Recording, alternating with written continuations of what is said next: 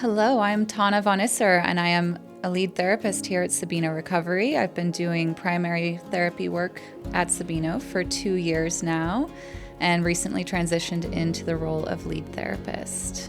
One of the primary modalities that I offer here at Sabino is hypnotherapy. Hypnotherapy is something that has been a huge game changer in my life, and hypnotherapy and hypnosis in general is something that we use to access theta brainwaves. So the theta brainwaves are a state of consciousness that we access daily. For when we're walking or when we're reading, we get immersed. We enter that state of flow and our sense of time changes. Those are all examples of entering these alpha theta brainwave zones.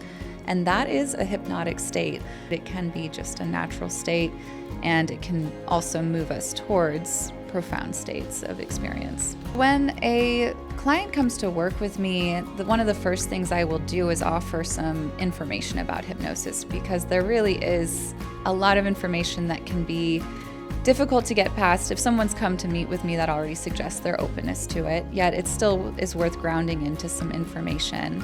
And really, one of the things that we talk about right off the bat is looking at the unconscious versus the conscious mind. This notion, though, that we want to make changes. When a client comes in, I want to know what results they want to achieve. From there, too, honoring that while they might have a conscious will to make a change towards that desired outcome, we want to look at what is in the subconscious that might be a barrier to that. Because when we look at consciousness, there's a lot that is still very mystifying, but our frameworks and theories for understanding it suggest that our conscious mind is about 5 to 10% of our experience, whereas our subconscious is 90 to 95% of our experience. Our subconscious is what holds our identities, who we believe we are as a person, our beliefs about what is possible for us, what is not, our values, our sense of possibility.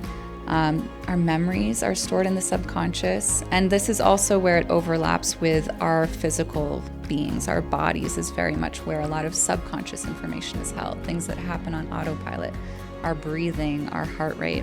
So we sometimes talk about that to different lengths and needs based on the client, and then looking at the conscious mind and this desire to make changes. Okay, what do you want to achieve? And so I'll ask a client about what they'd like to achieve and why is it important?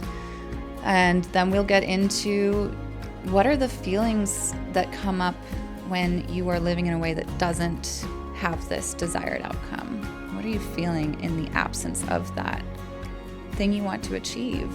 And a lot of times it will be experiences of loneliness or things where they feel depressed or sad or low confidence, low self-esteem, any number of things based on the thing they're looking at. But we'll identify those feelings of lack, and then we will see what's the opposite. What do you want to feel instead? So I'm mining for language to customize the session with. What are the words that represent what do you want to feel instead? What do you believe you'll feel when you've achieved this outcome? So those are some of the first questions I'm asking when someone comes to meet with me. So there are a range of different types of clientele and an ideal client versus the conditions that are contraindicated perhaps for hypnotherapy. To go into what makes an ideal client, I mean, willingness is number one. If someone's shown up to my office, that already indicates that they're open and interested in the modality. There are different brain styles that will lend themselves to different experiences in hypnotherapy. And Dr. Spiegel in particular has done a lot of research to delineate these styles, categorize them, and understand their relationship to suggestibility or hypnotizability. So there is a scale of hypnotizability. Some people are highly hypnotizable, others aren't as easily hypnotized, and yet everyone can develop this ability to access theta brainwaves intentionally. There is research that helps us understand the frequency and duration to engage with hypnotherapy.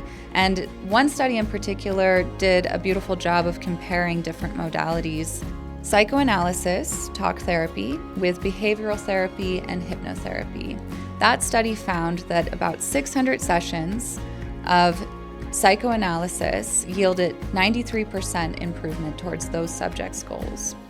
Then the behavioral therapy took 22 sessions to yield a 72% improvement towards the subject's goals. Now, the group that did hypnotherapy found 6 sessions was enough to yield a 93% improvement towards those subjects' goals. So this indicates that hypnotherapy, this act of accessing the subconscious and really working to reprogram on that deep level, can accelerate our rate of change. It can reduce the repetition and the need for return sessions. Yet this also indicates that even with 6 sessions, 93% improvement isn't 100%. We still need repetition, and we need time to create new pathways in our brain and our systems. So some caveats to this information. For one thing, this study, I'm not describing what specific goals people were working on, and we're not looking at, the level of desired. There is a difference for people who have different levels of desire. That's the big mobilizing factor for change, is does that person want to change? Do they actually want it?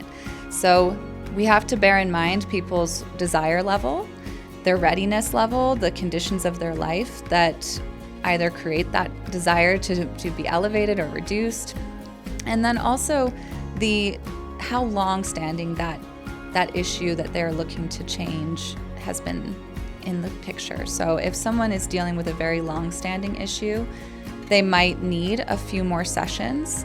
What's beautiful, though, is that people can experience results very quickly through hypnosis. And what I do in our first session, I'm always inviting people to learn a self-hypnosis practice. So ideally with people who are able to do weekly sessions for 6 weeks, that's great. And in between those sessions, I encourage them to use self-hypnosis. If someone is adamant they're not going to do a self-hypnosis practice in between sessions, I would encourage them to come back weekly for 6 weeks to at least start to install that new neural framework to then create change they can build on in other ways. So about self-hypnosis, folks that are living in a highly dissociative state throughout their lives, if they have gotten the habit of living kind of outside your body, that experience of dissociation is perfectly natural and normal to have under certain conditions and here and there. But if people are living in a state of dissociation, I will pivot our practice to more grounding techniques. But for folks who are in dissociation regularly, hypnosis is contraindicated because it is a form of dissociation. 2 other things I'll mention here just in terms of contraindications, as if somebody is in an active state of dysregulation, a lot of fear response or anger, or if they're in psychosis, if someone has schizophrenia, if there is some kind of diagnoses like that, then it would be contraindicated.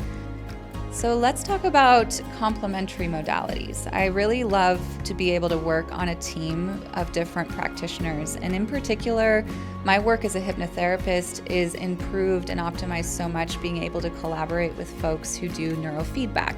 Brain mapping and neurofeedback give some information about the brain through EEG that is so valuable for knowing how I'm going to structure a session and move through a session with folks.